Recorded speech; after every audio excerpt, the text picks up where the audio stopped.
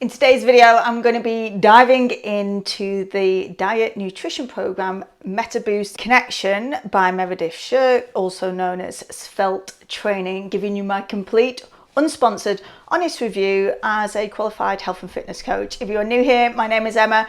I have been in the health and fitness industry for over 20 years now, and on this channel, I like to give you all the things health, fitness tips, tools, well-being, for the 40 plus woman to help you decide which products are worth spending your money on and which are not. So if you like that kind of thing, then please do hit on the subscribe. So today we're going to dive into this program because after my V-Shred review, this one was requested quite a lot, and probably the reason for that is because her adverts are everywhere, and I think that she probably went to the same marketing school as the V-Shred guy. Having been in the health and fitness industry for such a long time, these are all marketing tactics to draw you in, to make you think like there is some magic fix that is going to be the answer to all of your problems. Whether she's telling you to eat these secret meta boosting special ingredients, whether she's telling you that having a certain posture and the way you poop affects your fat loss, or whether it's if you eat past a certain time, the food you're eating is basically turning into ice cream. It is all marketing BS. You know, it's really hard enough to convince women that crash dieting doesn't work. You have been there, you have done that, you tried it before. Maybe you initially lost a bit of weight, but were you able to sustain that and keep it off? My guess is no, because do you know what? I've also been there too. I've even run these type of detox cleanse programs myself in the past. As a coach, I've evolved. When you know better, you do better. And I bought this program a little while back and I was really umming and ahhing. I was like, I don't want to do these crash diets no more. I have been there, I've done it. It didn't make me any happier. I was like, I'm just going to review it from the perspective of looking down at the information to help you make the decision on whether it is the right choice for you. But then I thought, you know what, I'm just going to bite the bullet. I'm going to do it. I'm going to follow it and to see what happens, so I could give you a more informed report on whether it works or not. First off, I want to touch on the sign up process. This is bro marketing 101. As someone in the health and fitness industry, I have been told by these gurus to also sell my products in this way, where you go in on a sales funnel, you give a relatively cheap product. Look, $29 is pretty affordable. I think it's a fair price to pay for a nutrition program. So you think you're getting this really great deal, you go through the sign up process, and then page after page after page is an upsell to the cookbook, an upsell to private coaching, there's upsell to more workouts, upsell, upsell, upsell. It is so frustrating, and if you are not very careful, it is very easy to sign up to the monthly program without realizing. Stop trying to fool people, but this sneakily getting people onto a rolling contract, it's really deceitful, and it's incredibly frustrating for the consumer who is losing faith in the health and fitness industry to know who can be trusted and who can't. So as I navigated through the sales pages, I did accidentally click on the upgrade to I think it was the cookbooks. Luckily, my bank marked this as a fraudulent payment, so it actually blocked the second payment, which I was really happy about because I didn't want that cookbook. Just be careful if you are going to go into it on the sign up process that you are reading through everything and you're not ticking any boxes or signing up to anything that you don't actually want. So the Metaboost program is a 14-day nutrition plan.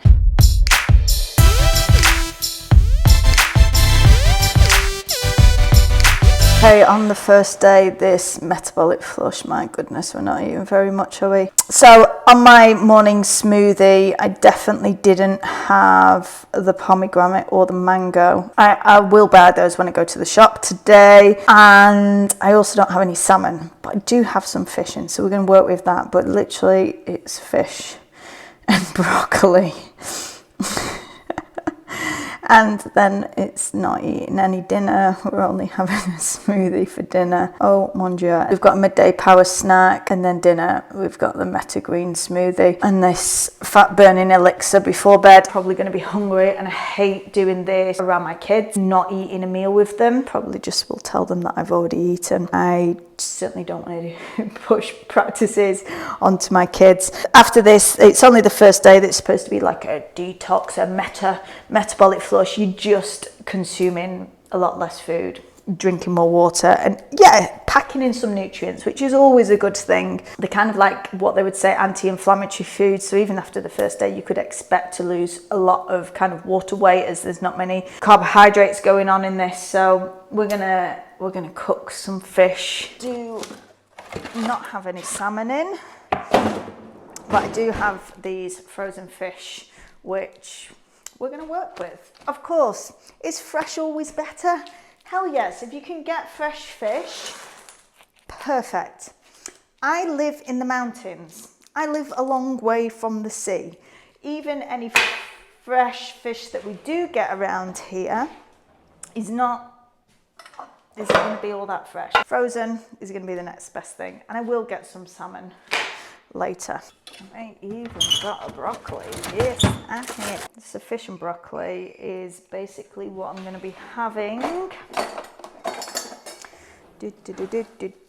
How much broccoli are we having on this? 2 cups baby spinach, and quarter of an apple, half a tomato.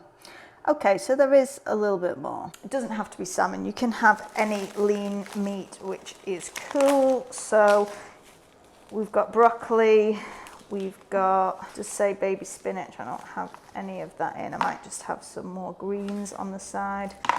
Just say 2 cups. And let's keep in mind that I'm not going to be having an evening meal tonight. So we're going to have a little bit of butter. I'm going to season it with some balsamic. I don't even have balsamic, but I do have vinegar. So I've got my lean meat. Just so you can use chicken or turkey. Quarter of an apple. Quarter of an apple. It's a tiny amount. Am I going to make it through the rest of the day without having the rest of that? And seeing as though I don't have any spinach, also have tomato as well. Have any big tomatoes? We're going to go with a little bit on the side. I'm going to put the teeny tiniest bit of olive oil, and it's not balsamic, but it is vinegar.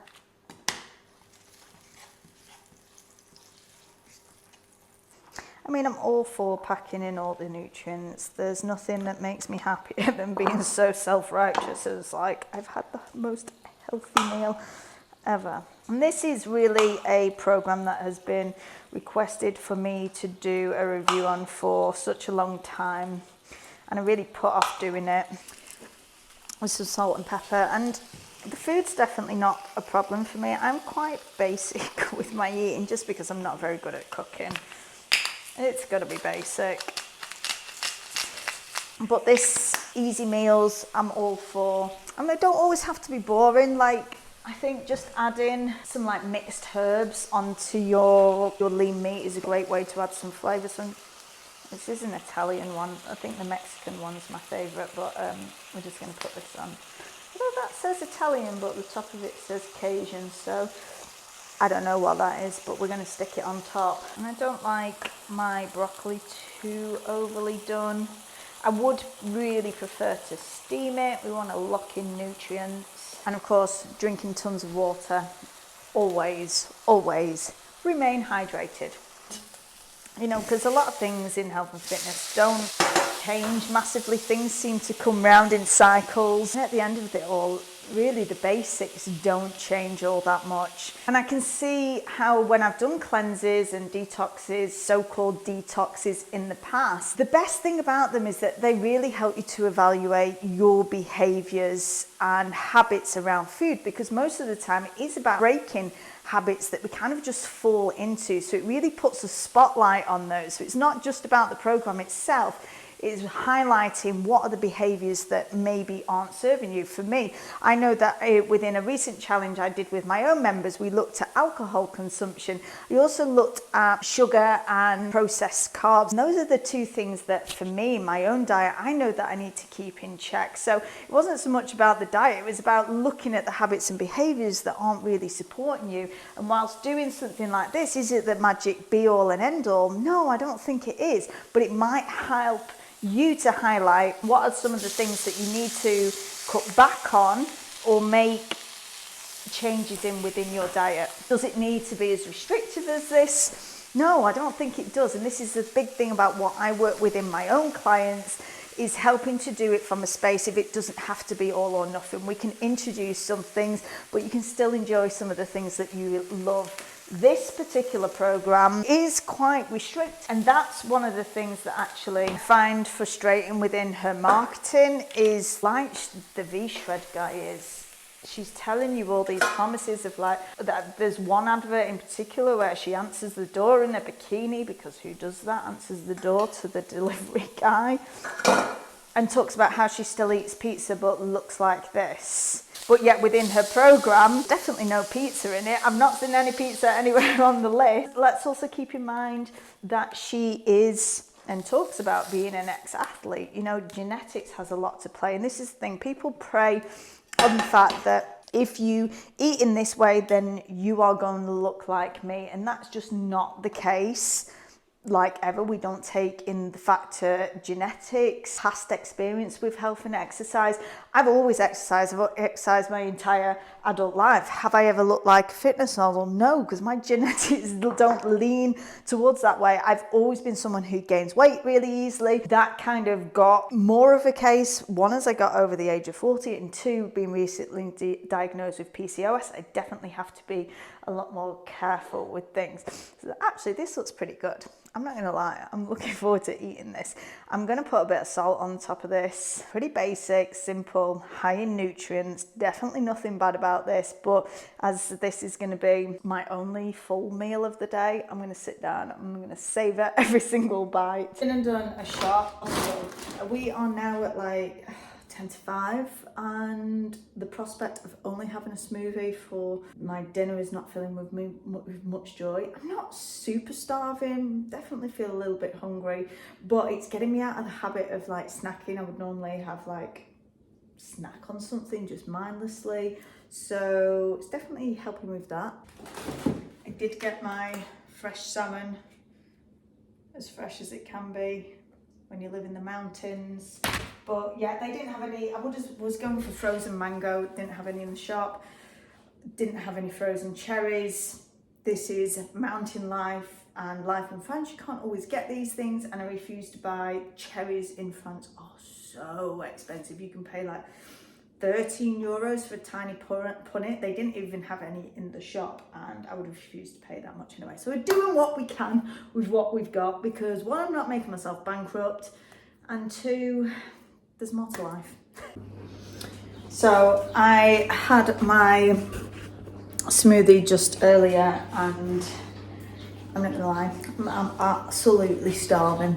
I'm starving, and I'm now making the kids dinner, a homemade pizza, and already I'm contemplating whether I'm gonna do this, because this, it kind of really all goes against my whole ethos of health and fitness, because I already found myself that like, I just want to eat all of that, and I want to be like, okay, and just do it. I've worked really hard to get into a much better place around food and my eating habits and behaviors, and it almost feels like it could be a step back. So this is always the danger when you go into any type of severe dieting and restriction, is to evaluate your own relationship with food and your behaviors, if it's actually supportive to your own mental health. So as it stands, I've managed to abstain and not have, but I'm really starving. I'm really, really hungry. My stomach is literally growling. We're gonna persist, and we'll see how we get on day 2, hopefully, because I've had such good energy levels lately, because I've been doing my own glow up challenge with my members, and I've been feeling really great on the back of that. So my energy levels have felt really good already, and I want that to continue. So as long as they don't take a dive, I'm going to attempt to keep going for the sake of the experiment, but I'm not happy about it. And I'm just sharing this as this is the reality of when you've got to feed the rest of your family. So I've done a homemade pizza with a bit of salad for the kids. And then, of course, they don't eat a full pizza. They're having like 3 slices each. And then there are 2 slices left. And what am I going to do with that? Metaboost update whilst I'm out on my morning walk today. Did a little bit of work whilst having my morning Metaboost magic elixir, and I did step on the scales. I've lost 3 pounds so far. Now, of course, keep in mind this is not fat, probably all water weight. When you are eating less food, eating less carbohydrates, your body's going to release some of the water that it holds on to. That's what this is. And just checking in with how I'm feeling, and to be quite honest, I don't feel good today. Like yesterday, I felt pretty good. Yes, had some feelings of hunger, but didn't feel too bad. And I always said to myself from the beginning, I continue on with this for as long as I feel good. So today is supposed to be another 2 smoothies and 1 meal day. I don't know if I'm going to stick to that. I am at a friend's barbecue, so my plan was to have my main meal before I go there. If I do eat anything, just have some lean meat. But I think I might also have that as, or instead of like an evening meal as well, because my energy levels suck today. I don't feel good. I've got a really bad headache. I'm so hungry. Like my stomach is growling of a headache. In fact, I'm that hungry, I feel a little bit sick. Just be recording more workouts today, so I'm going to see how I feel after my walk anyway. My body, like in terms of like energy levels, like in my head I don't feel tired, even though I woke up early. I went to bed early, so I've still had a good solid 7 hours, but my body feels heavy. My legs feel like lead, and generally energy within my body is like ugh. So I'm going to keep up with some elements of it. I think I'm probably going to add some more food in, because whilst I know I'm doing these type of things in the past, I'm promising myself that I was never doing this shit ever again. I know that these feelings do pass. However, it's bank holiday today. It's time to spend with my kids. I'm not going to spend it feeling like shit, lethargic, and probably pretty cranky with them. I refuse to do it. And that's the promise that I made to myself, that when I am on a health journey or working on health habits, how it affects my mental health is a huge piece of it. So keeping that in mind, I might not make it to the end of this challenge. This crash diet in 101 is massively reducing your calorie intake. Yes, we're adding in a ton of nutrients, but we're not eating that much food, and my body's feeling the effects of that. So 3 days in already, it sucks. I hate it. And I don't want to continue. However, I must say, my stomach is feeling much better. I am someone who suffers with bloating, digestive issues. That's not there. My stomach feels much better for not eating what we could call trigger foods, because all of the trigger foods are out. Definitely feel better from that. So I'm keeping that in mind moving forward. I did the quick Metaboost update while I'm out and about. This is Saturday, so this will be day 6. I got to day 3, and then I went to a barbecue, but I was still pretty good at the barbecue. And then I ate out on the Thursday. And this is the thing with any of these like crash style diets, you can't have a normal life around these. You can't eat like this and go out to most restaurants. Like, don't get me wrong, I still made some good choices, totally haven't stuck with it, and I'm at a wedding today, and it is just the reminder why I hate doing this style of dieting, because if you are going to live a life that you enjoy living, you've got to have some flexibility in it. And is it going to be any beneficial outside of being in a regular calorie deficit, which you can do with having flexibility in your life? So yeah, I've definitely lost a few pounds, and generally I'm feeling good. And I did notice after I had eaten out on the Thursday night, like the next day I felt pretty rubbish, felt pretty crappy, and I'm wondering if that's like what was in some of the foods. So don't get me wrong, there's nothing wrong with eating that style of food, it's just that it's very restrictive and doesn't allow for flexibility. I still want to eat like that for the majority of the time, because it definitely, I feel so much better. My body definitely responds better to a lower carbohydrates. In terms of simple carbohydrates, I'm going to add in more complex carbohydrates, especially on workout days, because that's the other thing that I struggled with energy levels.